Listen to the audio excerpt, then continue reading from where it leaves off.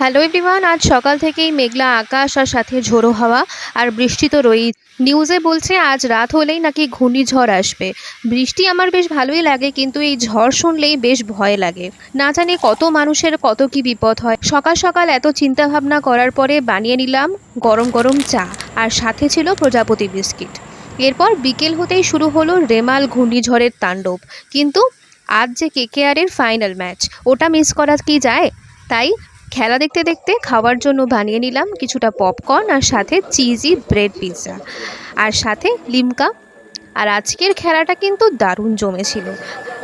প্রায় 10 বছর পরে কেকেআরের কাছে আবারও ট্রফি ফিরে এলো। দারুণ মজা লাগছিল কিন্তু।